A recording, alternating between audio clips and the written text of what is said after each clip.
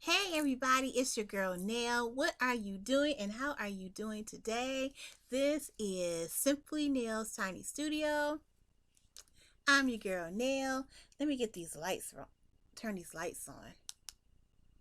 There we go. Turn it down just a little bit.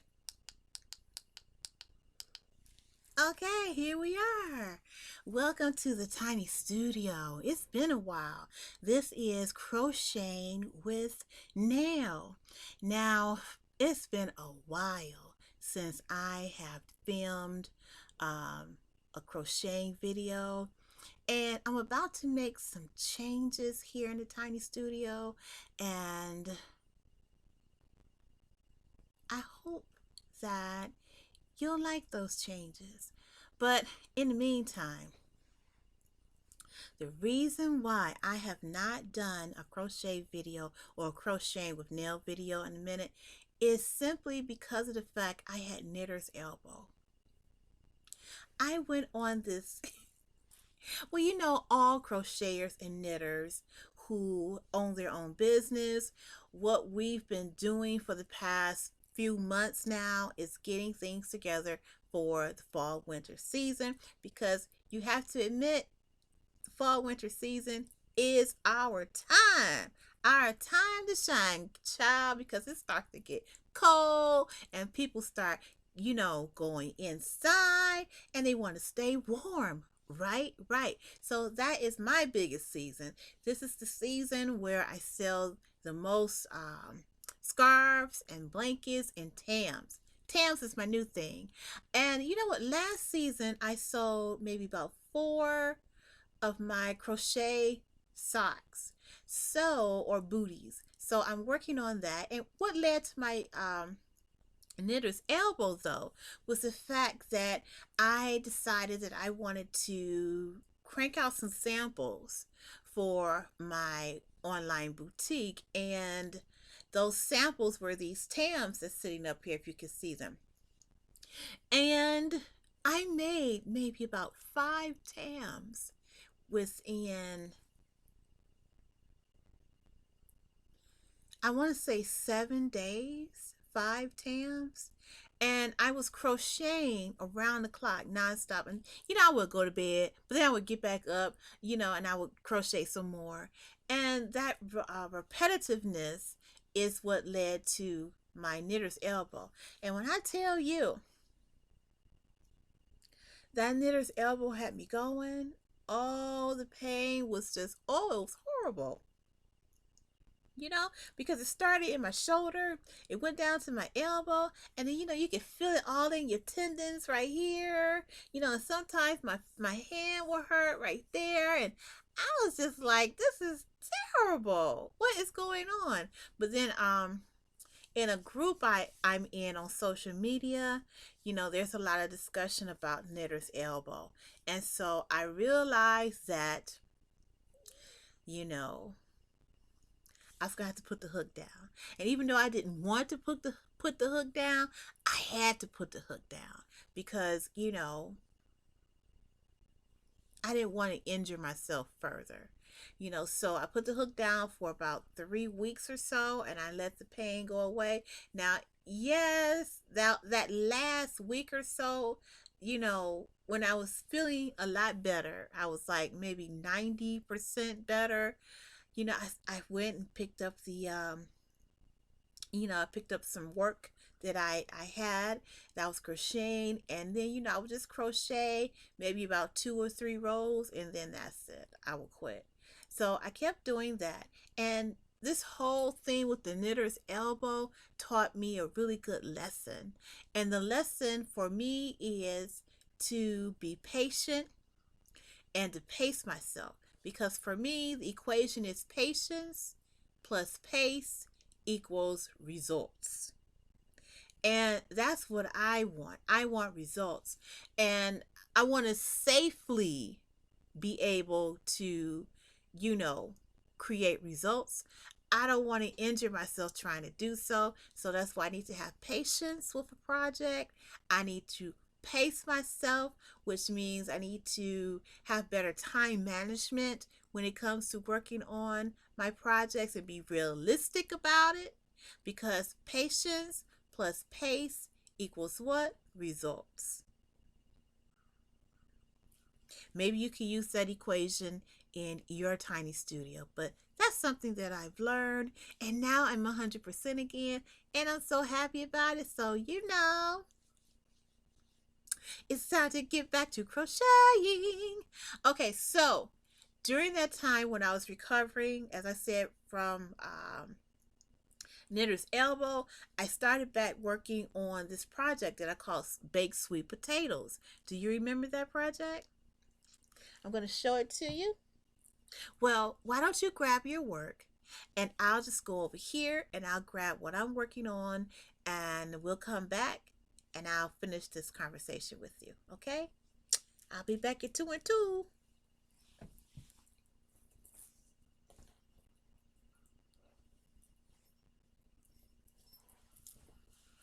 Okay, so this is the project that I'm working on. It's called baked sweet potatoes, and you probably remember it because it was really little. It was smaller than this the last time you probably saw it. So,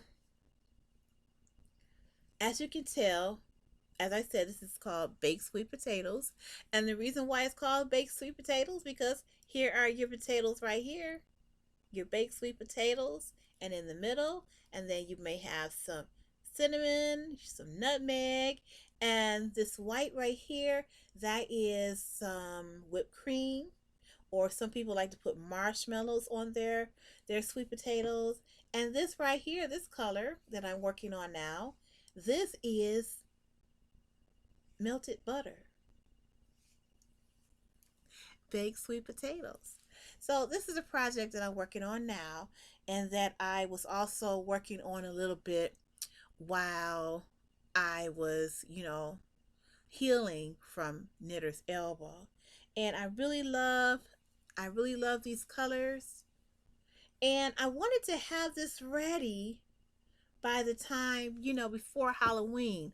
I wanted this to be ready for the month of October, but because of my knitter's elbow, I kind of, you know, I wasn't able to work on this project. So, patience plus pace equals results. So, I'm not going to beat myself up about that. I'm just going to keep moving, and hopefully when this is ready, when I complete this, I will be able to add this to my online boutique, and this baby could be yours or one of the guests in the tiny studio very, very soon for the holidays. But this is called baked sweet potatoes.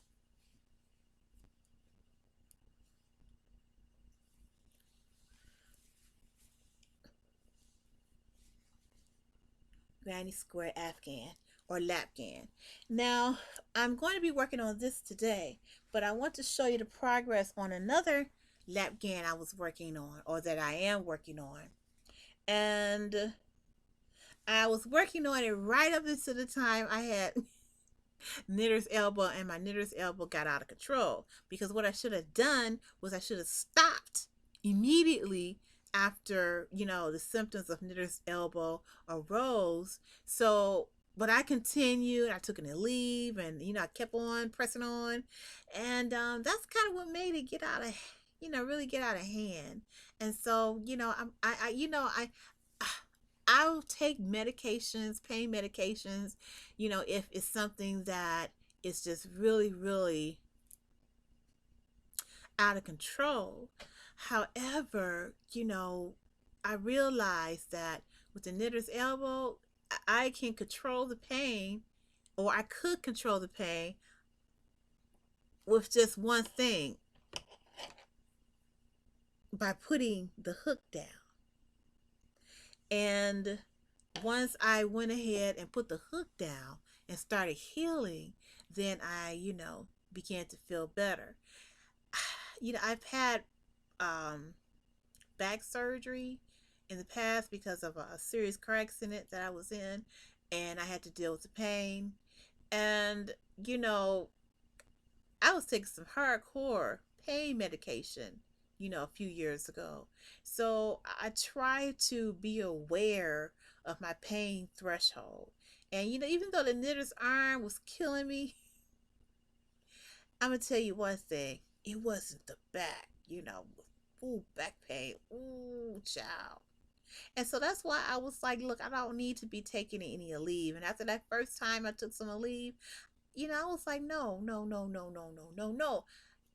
The cure to this pain is not in a leave. The cure to the pain is putting the hook down. And I did some other things too. I put the hook down. I kept my arm and my shoulder elevated. And then when I went to, when I would get into bed, I would keep a pillow under my arm, to keep it, even care, keep it leveled because it was, I was in pain. I was in pain, child. And so, you be in the bed and you be moving around and all that stuff. And I would move around and my arm would be like, yeah. And I'd be like, ah, my arm, my arm, my arm. So I had to keep it, keep my arm, keep my hand, elevated. And I kept a little pillow underneath it, underneath my arm when I would be in a great room watching television or what have you. I try, and I also try to make sure that the things I did with this hand were very minimum. If I had to do something with this hand, you know, it was because it was important and it could not be done any other way than using my right hand. So that situation made me aware that before I began to crochet, to do exercises, like I'm going to do with you right now, do exercises with your hands and just do things to keep you know to keep yourself healthy and keep yourself functional, because what you don't want to do is you don't want to injure yourself while you're doing something that you love. And that's what happened to me. I was doing something that I really really loved and I injured myself. So that's just how that goes, but I learned a lesson from it. So this is what I was also working on when I was being bad, and I should have been resting my arm, but I was working it instead. And you may recall this Lavgan, and I added several more rows to it. So you have a white row, and then you have this cute brown row, and then you have this purple. So this is a cute Lavgan, and I call this Lavgan winter because right here the pink for me is spring, summery, and then what happens after that? You have spring, summery, you have blue skies, and then your greens begin to get a little, well, at least here in Florida, your greens get to be a little more darker, and your pinks and your sunsets become a little more, it's obvious that it is becoming fall or it's becoming winter. And these are some very warm colors, and that reminds me so much of winter. So the name of this Afghan is called Winter. So I was working on winter when I shouldn't have been, but I did. And I just love this Afghan. It's not going to take me that much longer to work on this because with these two Afghans, I was supposed to already have them, up for sale in my on my online boutique, in my online boutique. But they'll be ready very soon. And I'm not going to rush through it. It'll get done. It'll get done. It'll get done. Um,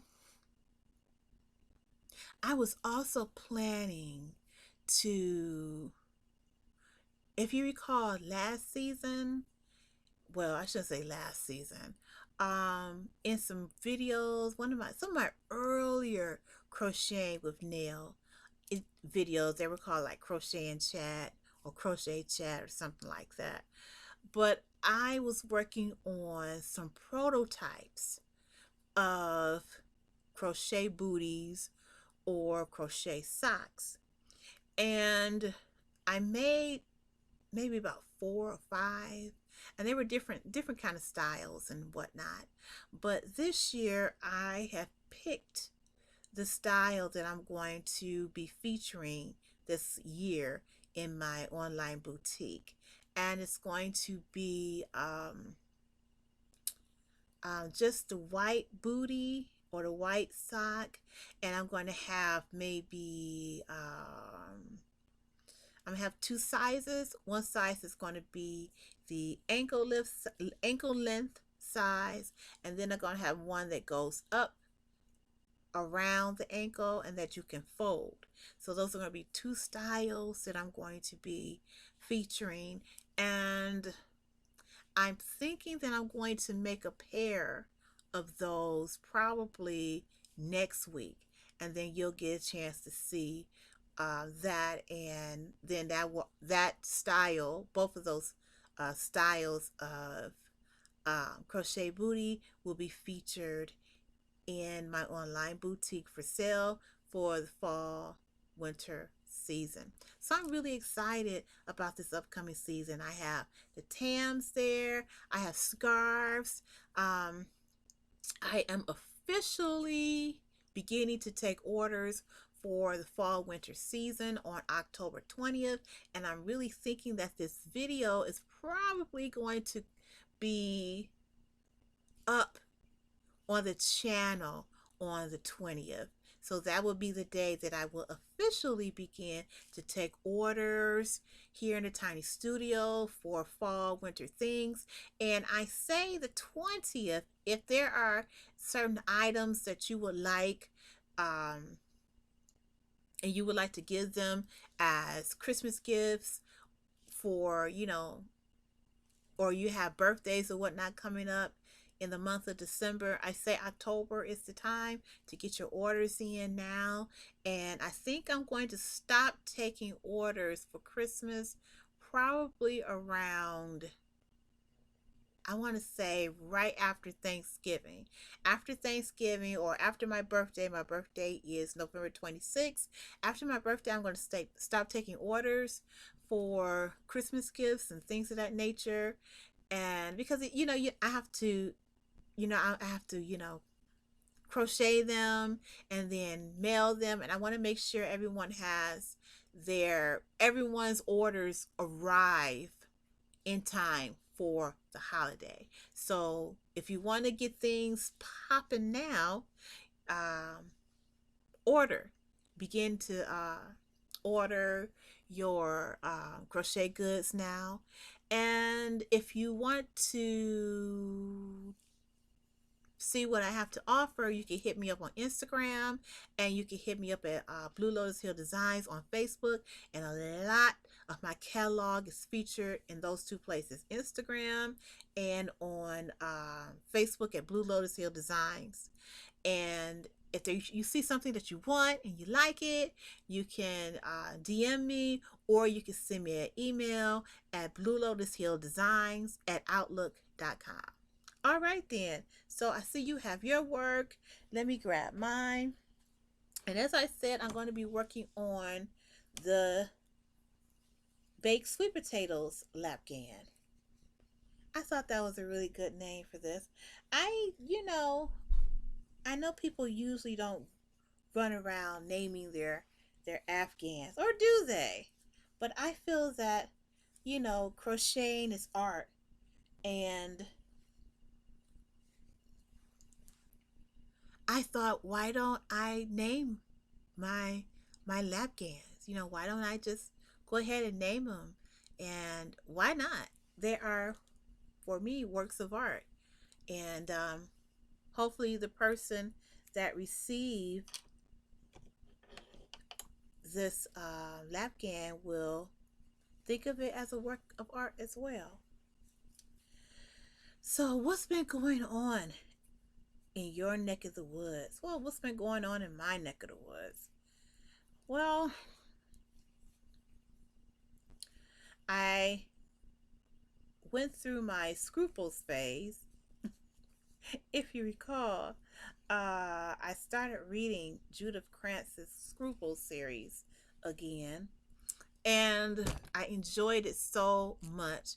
And I believe there are three books in the Scruples series, because you have Scruples 1, well, Scruples, and then you have Scruples 2, and I forgot the name of the third Scruples book, but I didn't bother to get the third Scruples book on my Kindle, because I already have these books somewhere around here, and I was just infatuated with the story of Billy from Scruples 1. So I think Scruples 3 dealt more with, or deals more with, her stepdaughter. So anyhow, I'm kind of done with the whole Scruples infatuation. I recently picked up a book called Child Bride on Kindle. But before that, I have been reading some Mary Monroe series. And let me see if I can find it. And I love Mary Monroe. In my offline life, I reviewed, I used to review African American literature, and I had my own talk show called the African American Literary Review and News. So I had the wonderful pleasure of interviewing Mary Monroe. She is the author of the God Don't Like series, and which was very, very popular in the early 2000s. So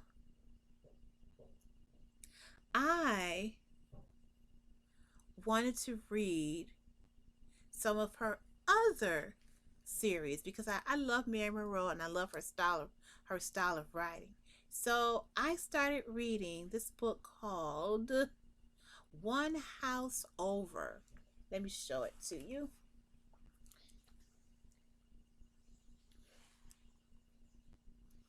Let's see if you can see that. It's not coming through really well. Let me see if I can. Here it is. What? Well, I started out. Oh, Lord. Okay, so actually, this is what happened. This is what had happened. I started out on I started out on a Mary Monroe slippery slope. I started with this book called Every Woman's Dream. I started reading this. That was good. Really good. And this is a series. And then I went on to this book, Never Trust a Stranger, which is the same series. And then I moved on to this book, to tell what you know. So I was on a Mary Monroe type of thing. When I finished with that, I moved over. I went to, I think it was Mrs. Wiggins. Yes.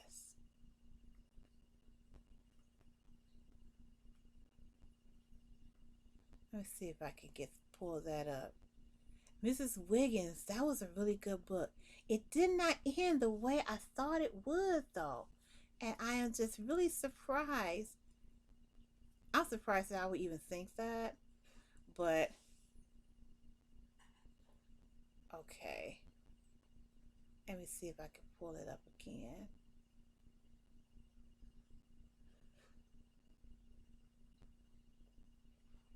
Do, do, do, do. I think it was a Kindle Unlimited book. But anyhow,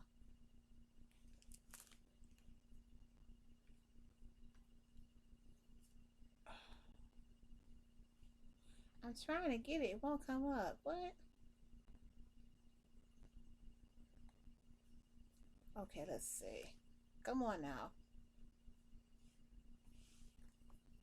Anyhow, I started on a Mary Monroe slippery slope. And I love Kindle because Kindle and Audible are my favorites as far as um being able to obtain the books that I'm looking for, as opposed to just having the physical, in hand copy. And even though, I love books and I have hundreds and hundreds of books, I love the feel of a good book, but when you're a person that has run completely out of storage, you don't have any place. You don't have any place to put any more books or to house any more books. So that's why I really appreciate having the Kindle and then having Audible as well. But anyhow, I went on a Mary Monroe slippery slope, and after I read that first series, I went into this other series called the Neighbors series. I went into that. And after I finished that series, I'm now into the Mama Ruby series. I just downloaded that book. So I'm reading that book, Mama Ruby, right now. But I'm kind of lost as to what is going on and what's happening. And I'm hoping that the book is going to pick up. I'm only on I want to say chapter 2. I think I'm on chapter 2. So I'm reading Mama Ruby. I've been thinking about, and wait a minute, it's another book that I finished a book called Child Bride. And that was a pretty good book. I'm trying to see who wrote that book. Um, and I just happened to come across it on Kindle Unlimited, and I read, I downloaded the sample, and I said, well, let's see what that book is all about. Okay, here it is. This is it right here. Oh, that's the author. Her name is Jennifer Smith Turner. Let me show you the cover of the book. I tell you, come on, Kindle. Don't do this to me.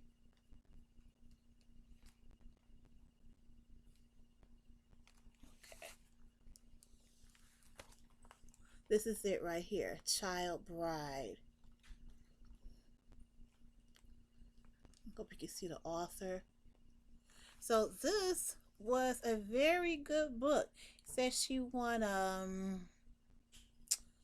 Black Caucus Award, and then she won a Sarton Woman's Book Award.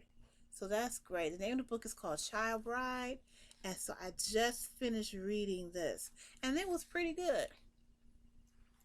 It's about a young 16-year-old girl who gets married, and I want to say 1950s.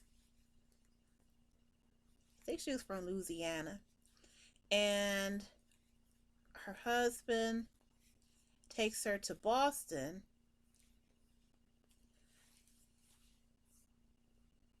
to, she goes to Boston to have a new life living up north, and the different things that she had to go through being a young child bride with a husband. I think her husband was 21, 22 years old, and the first thing he does is saddles her with children, and she had ambitions. She, learned to read, and, she has dreams.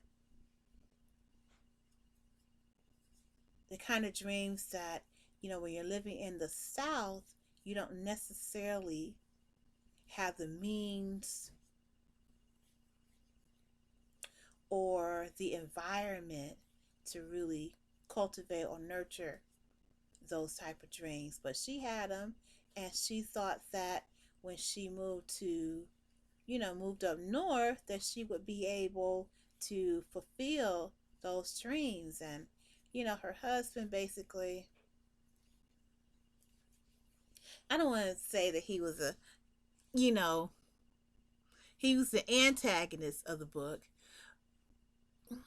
because he had his own idea of what a woman is supposed to do, and he felt that she was supposed to, her intentions were supposed to be focused on granting him children, taking care of those children, taking care of him, supporting him, taking care of the house, all of those things. And um, anything that she desired on the outside of that was extra, and it was the extra that he wasn't going to support or allow. I thought it was really interesting how, the way the author set the timeline up. I thought it was very interesting the way she did that, because you know, it seemed like the timeline, instead of it being between the 1955 and between 55 and I want to say 64, I would have thought that she would have made the timeline or taken the timeline a little further back to maybe the 20s or the 30s, because it just felt that way for me. It felt like time frame should have been 20s and 30s instead of 50s and 60s. But hey, I could be wrong. You know, um, I was thinking that, it would have been a lot, maybe to me, the book would have made a lot more sense had it happened during the Great Migration period of Black people from the South to the Midwest or the North. You know, some of the things that she wanted to do as far as her dreams, as far as becoming educated, all those things. I would have thought that maybe that time period would have been better. But, I'm not the writer. So she had her own vision. And I enjoyed reading it. It was very good. I think that in some parts it was rushed because there was a point where, oh, yes, the main character of the book, her name is Nell. So when I was reading the preview, I was like, oh, okay. Her name is Nell, just like mine. So, let's see what this fictional sister is all about. But I felt like there are some things that happened in the book that felt kind of rushed. Um, I asked myself a question such as, how did, how did her husband figure out this and that? Because he's really not that bright. So how did he know? Or, it was just certain things that I just kind of felt like it felt off. It felt rushed. I felt that the ending was rushed too. And for me, the ending of the book, it did. It felt kind of rushed. And that's one of the things as a book reviewer that you look at, or that we look at, because, you know, putting a book together, you have your beginning, you have the climax, and then you have the end. But there are different threads that's woven through the storyline that propels the story from the beginning to the middle to the climax to the ending, a resolution. And I felt like we received a resolution, but the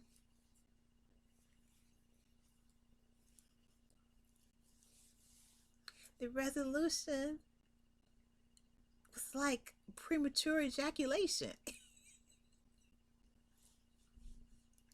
I felt like there could have been more, and I was expecting more, but yo, this is what I got. So I'm like, okay. But would I recommend the book? Oh yeah, I would recommend it. It's a really good. It's a good story. It's a good story. Um, I applaud any person who's able to take something, take a piece of their imagination and put it down on paper, because I'm here to tell you it is not easy to do those things. It's not easy to create something from absolutely nothing. And then it's very difficult to be able to take that something that you created from nothing and then sit it in front of someone and ask them to critique it, which would be your editor. And then how about this? Before you even get to the editor accepting what you've worked so hard on, you have rejections. So you've been rejected, 50, 11 times before you get that, you get 50 no's before you get that one yes. I mean, it's a lot. It takes a lot. It takes thick skin and perseverance and all those things to be able to become an author, to see your dream, come to life. And she's won a couple of awards for that book. So I applaud her. So I think they said that was, I think the bio said that that was her first, her debut novel. So I'm interested in whatever it is that she has next, because your first book, um, well, for some authors, your first book, that is, you're getting your feet wet. You're new to the experience of being a writer. So your first book is wonderful. It's good. But it's the subsequent books where you see growth, right? You see the range. You see more character development. You see all those things. Um, you see the author really coming into their own. Sort of like Mary Monroe with God Don't Play. Oh, I mean, God Don't Like Ugly. Sorry about that. God Don't Like Ugly. Oh my God, that was such a great book. That Mr. Boatwright was ridiculous. Have you ever read God Don't Like Ugly by Mary Monroe? That was a really good book. That was a really, really good book. And with Mary Monroe, that was her first novel. And then she went on to God Don't Like Ugly. I think it was God Still Don't Like Ugly. God Don't Play. She had, a whole series of God Don't books. And they were really, really good. And that's why she's been able to successfully have a great literary career over at Kensington Books, because, her characters are so fully fleshed out.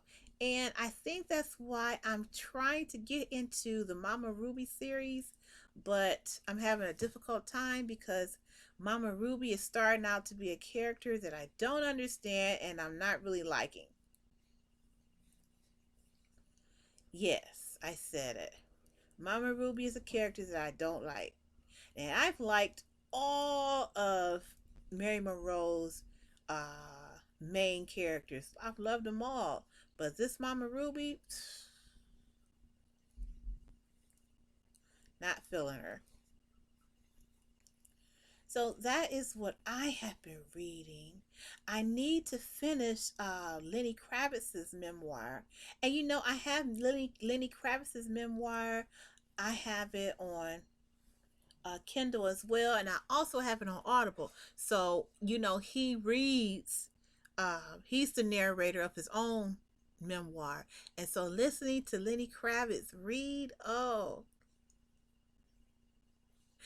It makes Audible worth every penny. For real.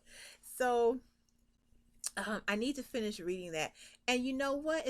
I've listened to it on Audible, so you can say technically that I finished the book because I listened to him on Audible while I, was crocheting or, you know, um, designing jewelry. But I really want to read it first because, for me, I like to read things because reading, it sticks with me more. It's wonderful for me to listen, but I like to read as well. Listening brings the book to life, but I really like to see the words in black and white on the printed page.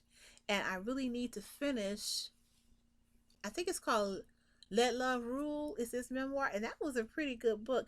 I hear he's going to do a part two because he ended the first book with I'm thinking he married Lisa Bonet, and they have a baby and all of that stuff. And I think that's where he left off at. So I'm guessing that the next book is going to be about their if he does another book. But I'm thinking that he is because he talks about that he's going to come up with another, he's going to do a part two. But anyhow, um I'm thinking that the second memoir is going to be about, the his breakup with Lisa Bonet, and then he's going to talk about raising his daughter. He's probably going to get into losing his mom, losing his dad. He's probably going to get into all of that stuff in the next book. But the first book was pretty good, and I enjoyed it. I enjoyed the way he took us back to the late 60s, early 70s, and what his life was like. I appreciated him talking about the relationship that he had with his dad, Sid. I think his name was Sid. Um, I enjoyed that. Um, I enjoyed him giving a in-depth analysis on Lenny Kravitz as a child, what he was thinking, how he perceived life, because that boy got into some mess. I mean, just because his mother was on TV every week did not mean that he was, Mr. Goody Two Shoes, because he wasn't. And I enjoyed those aspects of the book because they were honest. When you have people nowadays who write books, about their life, sometimes they're not honest. And that's the reason why they decide to write the book instead of allowing, or that's the reason why they tell their story themselves, because they want to, I think that they want to maybe beat the biographer. They want to be able to tell their side of things. They want to get the narrative out there that this is who they really are, as opposed to what may be already out here published about them. They want to get their word in. Sometimes their word is a little sanitized. The way they want to rewrite their own history. And I'm going to tell you two books right off the top that's just like that. Barry Gordy's book, and I can't think. I Know Why Somebody Sing, or I don't know. I think it's no, no, no, no, no, no, no, no, no, no, no, no. Diana Ross's book is one, and that's about Songs of the Sparrow or something like that. She has her own autobiography, and then Barry Gordy, To Be Loved. It's the name of his book. Oh, that stuff just comes from the top of my head. Wow. Okay, Barry Gordy's autobiography, To Be Loved, and Diana Ross's book called Songs of the Sparrow or whatever. Both of those books, and I have them.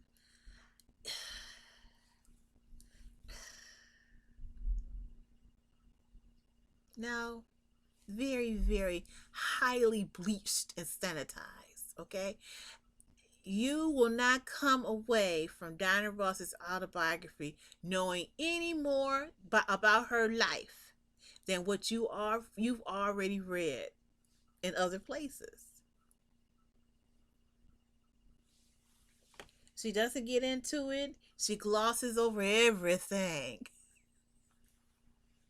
She don't get into it. It's just, this is what we're going to talk about. This is what happened. And that's that. Bam, I got a book. And you'll read that book and be like, Diana, where's the tea? Where's the tea, sis? Where's the tea? I don't, this is water. That's what I did like about her book. And Barry Gordy, the same thing. The same thing with him. Now, there are some parts of Barry Gordy's memoir where he is honest. But then there are other parts of the book that just completely, I'm like, really? This is where we're going. This is what we're doing. No. So in these two people's cases, Diana Ross's case and Barry Gordy's case, yes, read their biography. Okay, read any biography about them. Don't read their memoirs, because you'll be very disappointed. You will. You'll be very disappointed because they are not honest or revealing. You know what? Let me put it to you like this: they are not transparent. Now, when let's see, Michael Jackson's book is the same way. I have that. His memoir is called Moonwalk. It's a really good book, but it's just like a fan book. you know, it's for the fans. It's not really a biography. It's really not him telling us his story really. It's him giving us a glossed over glimpse of his life. That's it. That's it. Now, I haven't read Latoya's book, and I'm really not going to, because I just felt that that was just, the stuff that she was saying about her dad molesting her. I didn't believe any of that stuff. I didn't believe it. And you know why I didn't believe it? I didn't believe it because I don't think Katherine Jackson would sit back and let her husband molest her daughters like that. I just don't. Katherine Jackson seems to me that she may be quiet, but she looks like the type of person that, don't underestimate her because she might knock you out. That's the type of person I think Katherine Jackson is. Okay, so no, I didn't believe Latoya anyway. And her creepy husband, I believe the fact that he was just manipulating her and terrorizing her. So I don't even feel the need to read Latoya's book. Now, a book that I would have loved to have read, and I think it did come out. I'm not sure. I'm going to have to look it up. That would be Jermaine Jackson's book, Word to the Bad. And I think it is out. But, the version that I would like to read is the version from the 90s when he was really going in on Michael. Yes, I am a Michael Jackson fan. I love Michael Jackson. Yes, I do. But I would like to read that book because, Mike was tripping. Let's be honest. All artists have some type of, you know, we all have something going on with us, okay? That we don't want anybody to know about, but it's there, okay? Because I have some stuff about me I don't want you to know about. Yes, it's the sauce. It's in the sauce that makes me great. But I don't want to talk about it. But if someone decides to write my biography, somebody is going to talk about it. They just are, because that's what makes a good biography, right? Yes. What else was I thinking about? I was thinking about that book, and it's another book.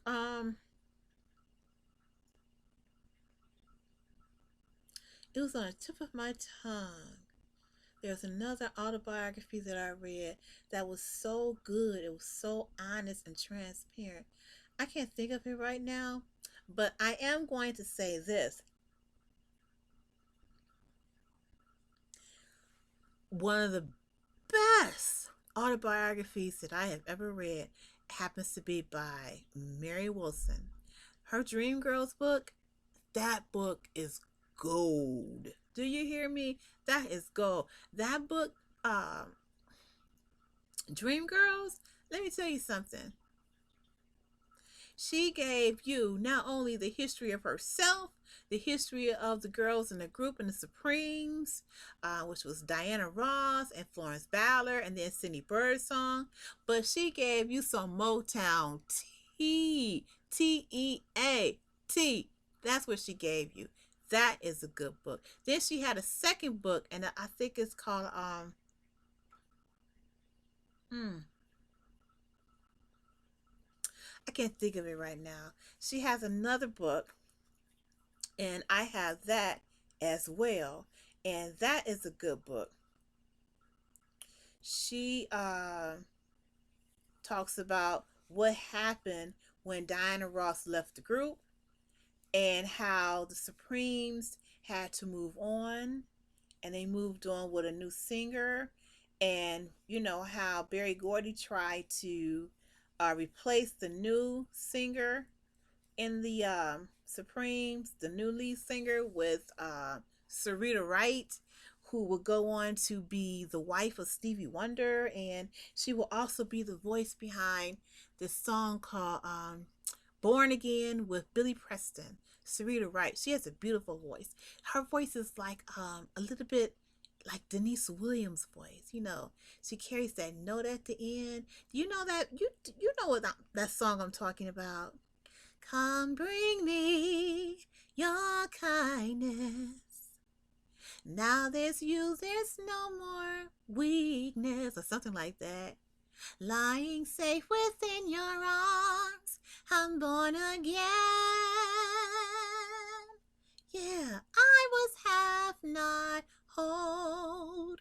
Instead, with love, reaching through this world in need of one.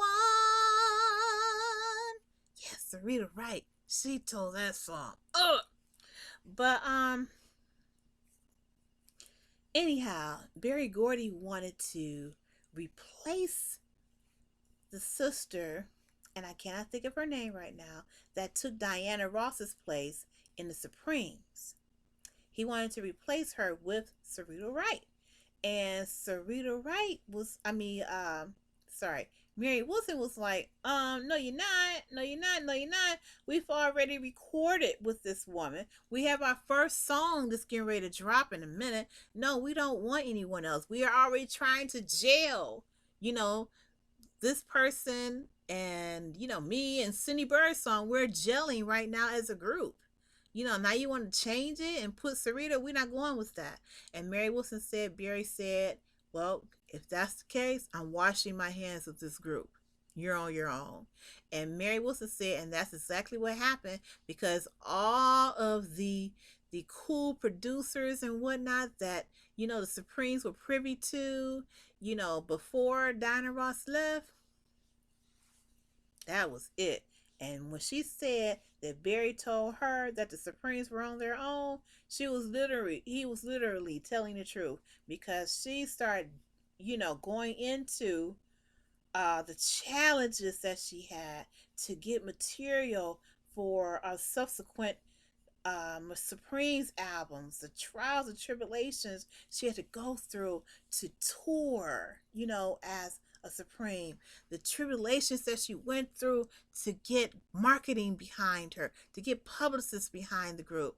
it was just really, really something else. And she goes into it. But what I like about Mary Wilson is that while she's being transparent about those things, she's also being transparent about her own life, because she talked about how she, her husband, how she was a victim of domestic violence, and how her husband was, physically, abusing her, and how she had to, go on stage like nothing was going on, how she had to, put makeup before she went on stage, or before she appeared on certain TV shows, because her husband was dotting her eyes and stuff.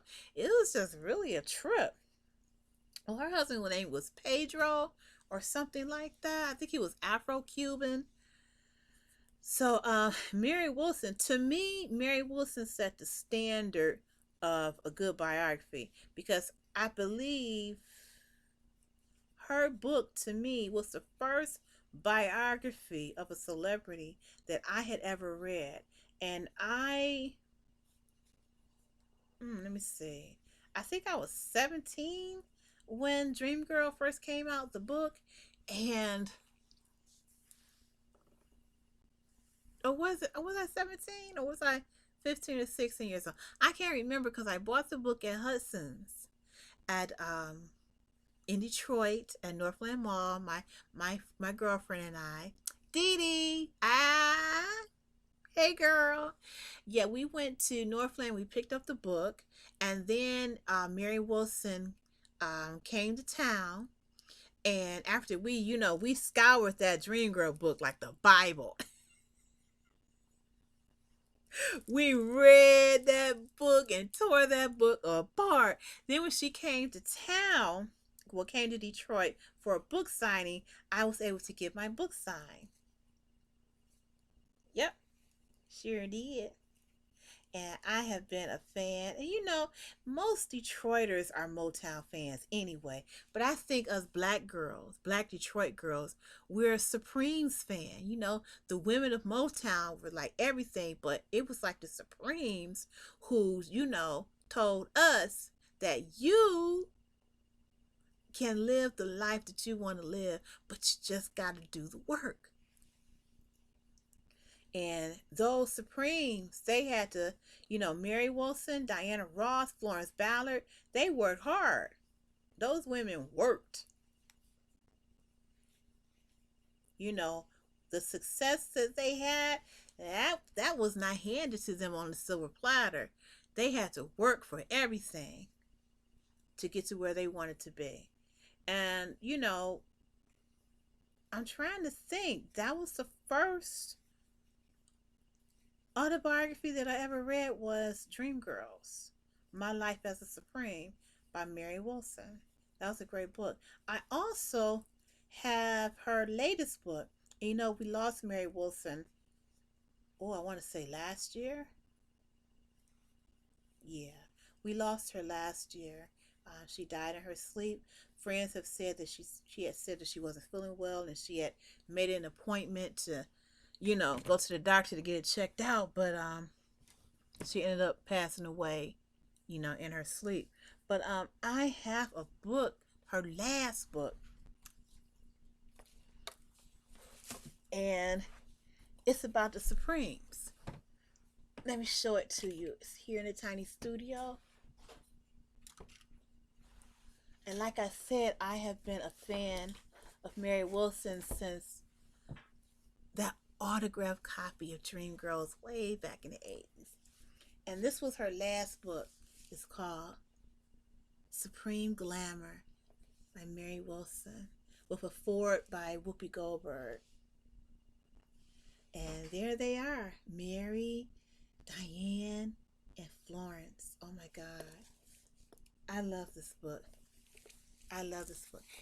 One of my favorite outfits, what this book is she went through the entire collection of the Supremes outfits. Okay, here you go. There's Mary, and there's the girls. There's Mary and Diane again. And one of my favorite outfits, though, another thing she does, she shows you the sketches of the different outfits that they wore, the Supremes. And let's see, I'm trying to find, it's this green outfit that they wore for TCB, which was the name of their um, television special. And TCB was television special that featured the Temptations as well. So let me see if I can find it. And the detail of their outfits is just stunning, such as this outfit from 1968. That's absolutely stunning. Here it is. Here it is. It's the TCB gowns. They're called the Green Swirls 1968. This is one of my favorite gowns on them. Here they are in the gown. And then she goes into how it was designed. So this is a really good book. And she also gives you some more anecdotes about Motown and about the Supremes. So this is this is her last book, and it's called Supreme Glamour, with a foreword by Whoopi Goldberg. So this was when she did an interview and said that she was going to be coming out with another book, and it's going to be called Supreme Glamour, I went straight to Amazon. I sure did, and I pre-ordered it. Because I am a Mary Wilson fan, and I was just very, it's just very sad that she passed away, even though she accomplished a lot. And what she accomplished was the legacy of the Supremes and the legacy of the ladies of Motown. And she was also part of getting together legislation that allowed your legacy groups to be able to protect themselves against imposters. Because at one point, you would see a golden oldies tour, and you have people, you have the contours and the platters, and whomever else, I can't think of their names right now, maybe the teenagers and things of that nature. You have all these groups going on tour for these golden oldie shows, and the contours wouldn't be the contours. It would be somebody else, and they would be up there singing the contour songs. Or like the Marvelettes had a real serious problem with that. There was these other groups called the Marvelettes, and they would go out and sing all of their songs and whatnot, and then next thing you know, wait a minute, we're the Marvelettes. Who are these imposters? So Mary Wilson was, one of those voices that helped to get legislation passed that protects legacy groups like the Supremes, and she did a lot. She did a lot, and her legacy is very much cemented, very much cemented. And I will forever be a Mary Wilson fan and a Supremes fan. But it was her book that really got me started on celebrity memoirs. And that's why you have to be careful about the memoirs that you read from celebrities, or artists or anyone like that, because, they're going to gloss over. They're going to create and craft a legacy for you to consume that's really not based on facts, and they have that right to present their side of the story, or their perception of their reality to the public. They have that right to do that, but it's very rare that you find a biography or autobiography by a celebrity that is just, it's good, transparent. And that's what I liked about Lenny's autobiography. The things that he talked about his life as a young person up until the point where he met and married Lisa Bonet and they had their first child. It appeared to me to be very, very honest. And maybe that's the reason why it didn't sell so well or sell I as well as I feel it should, because I felt that Let Love Rule should be like number one for at least 48 weeks or more. It should be number one, you know? And I'm trying to think. I think it's another biography memoir with, oh, okay, and I'm leaving out two good ones. Um Pepper from Salt and Pepper, she had a really good memoir, and it was very transparent and good. And Faith Evans' memoir, that was a good one too. That was a pretty good memoir. And like I said, I have read my share of books of memoirs, child. I have, and I can tell you what makes a good one, and I can tell you what makes a really, really bad one. All right, then. So it's like 1 hour and 6 minutes past our start time today. So I'm going to hop off of here because I have some things I need to accomplish and get done with the rest of my day. And I'm sure you do too. And I need to rest, right? I don't want to get that knitter's elbow thing again. No, no, no. So I'm going to put my hook down and put my stitch marker on,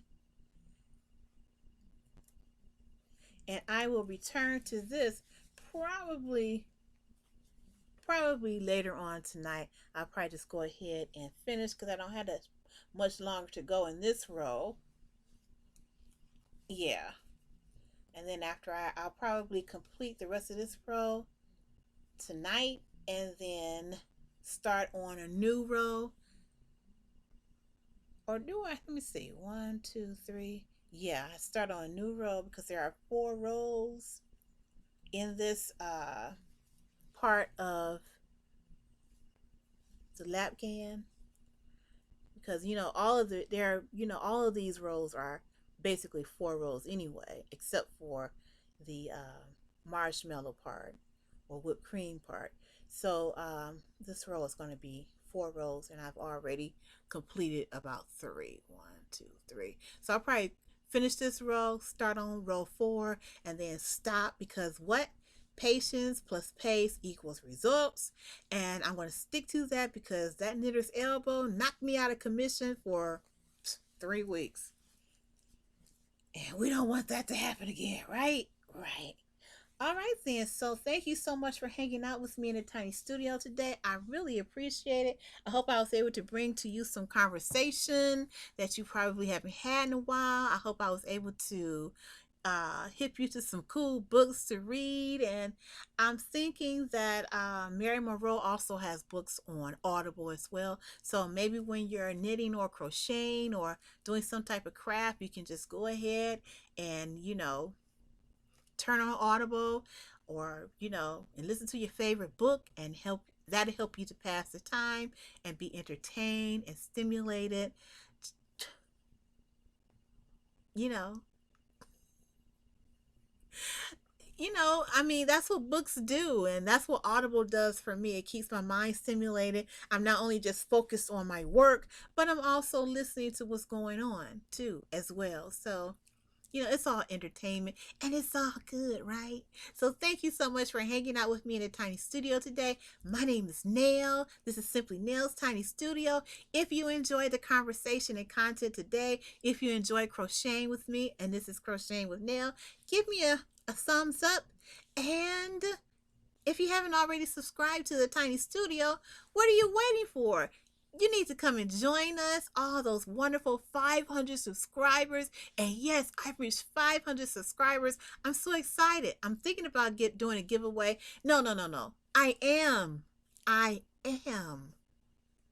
preparing to do a giveaway. So the only way that you can participate in the fun is that you have to be subscribed, because when you become subscribed to Simply Nails Tiny Studio, then you will get a notification, and you can hit that notification button, ding, and when you hit that notification button, you'll know when I'm getting ready to come on and when the giveaway shall begin. I'm so excited about that. Are you excited? Get excited. Thank you so much for hanging out with me today, and I will see you next time here in the Tiny Studio. Bye bye now.